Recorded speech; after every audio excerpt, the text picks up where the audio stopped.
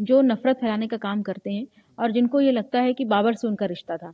मगर हम लोगों का ये मानना है कि हमारे पूर्वज भगवान श्री राम थे। हमारा डीएनए भगवान श्री राम से मिलता है। हमारा डीएनए किसी बाबर से नहीं मिलता है। बहुत सारे इंडोनेशिया जैसा देश जहाँ के लोग मुस्लिम हैं होने के बावजूद, उनकी पूजा पद्धति इस्लामिक होने के बावजूद, उनका जो संस्कृति है, उनकी जो कल्चर है, उनकी जो पूर्वज हैं वो सनातनी है, कहीं न कहीं हिंदू हैं। हम लोग अयोध्या धाम आए हुए हैं।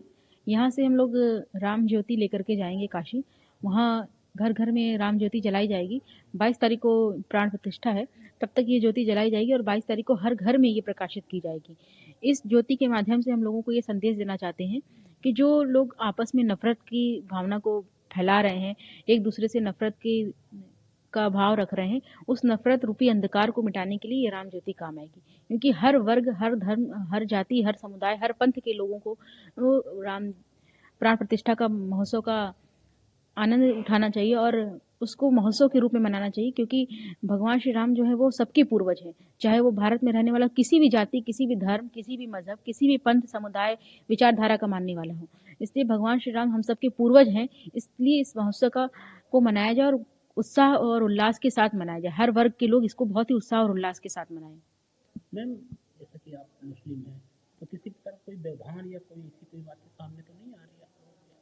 देखिए, कुछ लोग ऐसे भी हैं जी, जो नफ़रत फैलाने का काम करते हैं और जिनको ये लगता है कि बाबर से उनका रिश्ता था।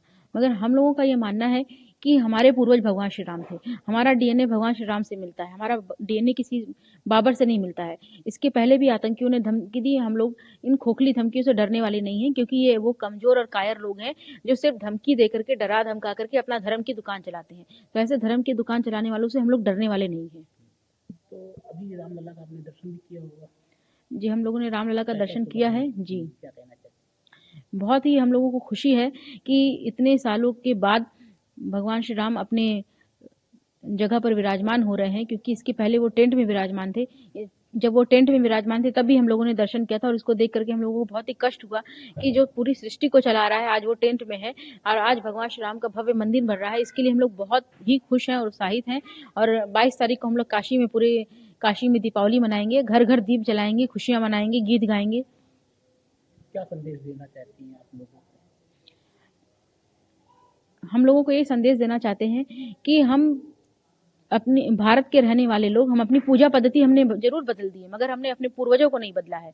बहुत सारे इंडोनेशिया जैसा देश जहाँ के लोग मुस्लिम हैं होने के बावजूद, उनकी पूजा पद्धति इस्लामिक होने के बावजूद, उनका जो संस्कृति है, उनकी जो कल्चर है, उनकी जो पूर्वज हैं वो सनातनी है, कहीं ना कहीं हिंदू हैं। तो वैसे ही भारत के लोग चाहे किसी भी पूजा पद्धति को मानने वाले हों, उनके पूर्वज जो है वो सनातनी है, भगवान श्री राम है। तो इसलिए अपने पूर्वजों को ना बदले। अगर अपने पूर्वजों को हम बदलेंगे तो हम कहीं ना कहीं अपने संस्कृति से दूर हो जाएंगे और एक वैमनस्यता का भाव जो पनपेगा वो अलग।